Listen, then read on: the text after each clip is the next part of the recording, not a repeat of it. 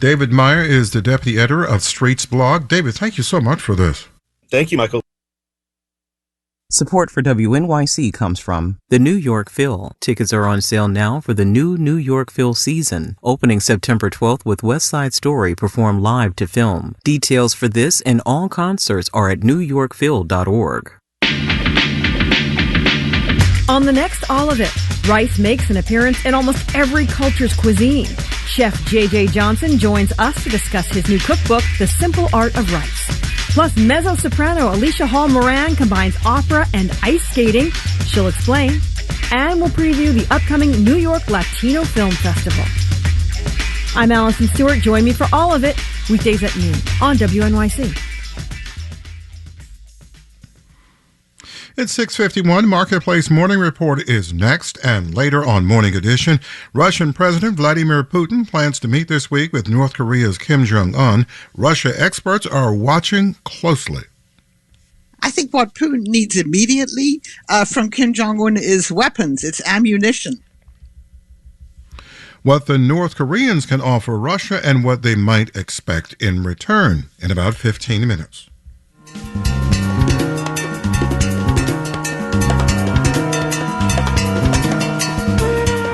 Clouds and 69 right now, patchy fog this morning, otherwise mostly sunny today and a high of 83. Tomorrow, showers and thunderstorms, heavy rainfall, a potential for flash flooding there or just flooding in general, a high though of just 74. And then on Thursday, it seems we dry out, sunny and 75. Remember, high risk for rip currents along the Jersey Shore and way out there on Long Island. It's 6:52.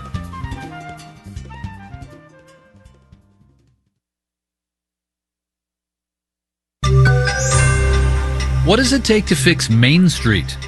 Marketplace Morning Report is supported by the Financial Times, whose distinctive pink pages have reported U.S. news for over 130 years. There's more at fearlesslypink.com.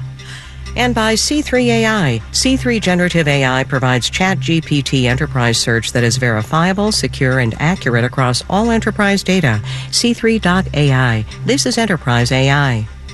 I'm David Brancaccio. First, in a case harkening back to the great Microsoft Internet browser fight of the 1990s, Alphabet Google is in federal court today for the start of a big antitrust trial. The government alleges Google's using its position to stifle competition for online searches. The Justice Department says Google pays billions of dollars a year to manufacturers of devices like smartphones to make it the default browser. Justice lawyers also point out that Google requires its search engine be bundled into its Android software. The government says that gives Google an unfair advantage. Google says people use it because, quote, they choose to. And Justice filed a second case against Google earlier this year, accusing it of dominating online advertising. Groups of state attorneys general are also suing Google. I'm Nancy Marshall-Genzer for Marketplace. Markets, S&P and NASDAQ futures are both down 0.2%. Apple stock is up slightly ahead of its iPhone 15 reveal today. You'll be able to borrow your buddy's Android charger for it. Marketplace Morning Report is supported by VantageScore. VantageScore credit scoring models are used by over 3,000 banks and fintechs, including 9 of the top 10. Learn how VantageScore helps expand financial inclusion by leveraging predictive analytics at VantageScore.com. And by Amazon Business, helping provide a smarter, easier way to get the supplies businesses need to thrive. Amazon Business, your partner for smart business buying. Coming out of the great financial crisis, I did a documentary exploring better ideas for the economy. For a taste of problems looking for solutions, we opened that film, Fixing the Future it was called, in a New England mill town littered with closed factories. It's been years since the economy emptied out on us, and I've been waiting for the boats to rise again ever since. There I was, peering into a clothing store that had sat empty for 15 years. The Hathaway shirt and Scott paper jobs were gone, and big boxes had sucked retail out to near the I-95 interchanges. I knew this because this was my hometown, Waterville, on the Kennebec River in Maine. That was 2010. Same block, a dozen years later, stands a new $26 million hotel, the Lockwood. The bar off the lobby looks like it was barged up the river intact from Manhattan. Private hotel chains were not spending on this stretch of Main Street that time forgot. Then who?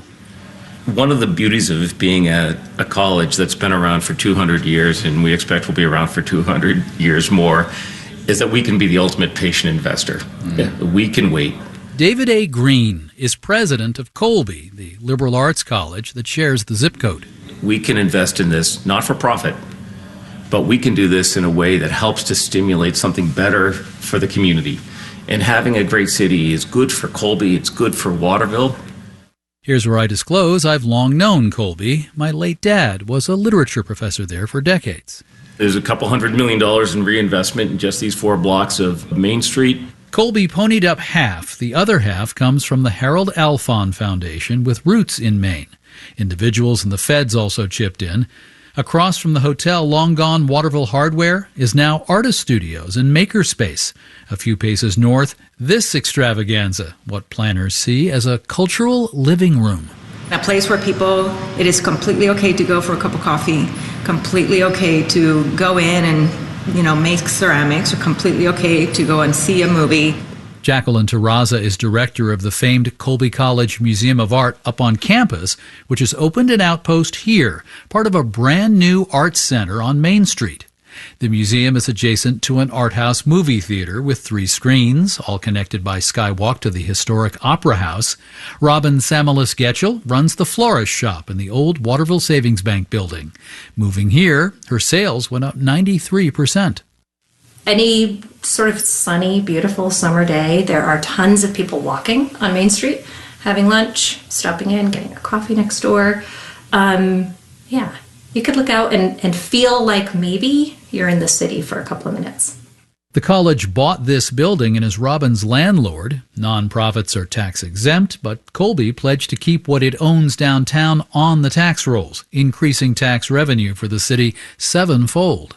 That is an annuity for the city. That makes such a big difference for the public schools that are here, for the social service organizations that are here. There's demand for these services. The typical household earns just $41,000 a year, and revitalization has winners and losers. If property values rise, it's great if you're selling or borrowing against the property, but maybe not if you're staying put, paying more tax. Also, housing affordability. It can drive rents higher, but persuade developers to build more housing. The college's role here plays into town versus gown friction. Colby's worked to ease this by building one of its dorms downtown, where students have to give back to the community through volunteering. Still, some residents now call downtown not Waterville, but Colbyville. Colbyville. You've heard that? Yeah, all the time.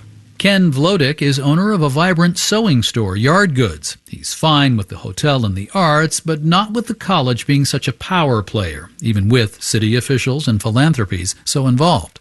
It was a great investment. But when somebody says Colby College invested over $100 million in downtown, I look at it as they didn't invest a cent in downtown. What they invested in was a extension of the Colby College campus, which is what we have. Vlodek's overriding issue is what the Main Street dorm has done to parking. He feels frustrated in his campaign to get local authorities to beef up enforcement of student cars. Nearer the river, a shuttered tavern, once famous for characters inside and brawls outside, is about to get the wrecking ball.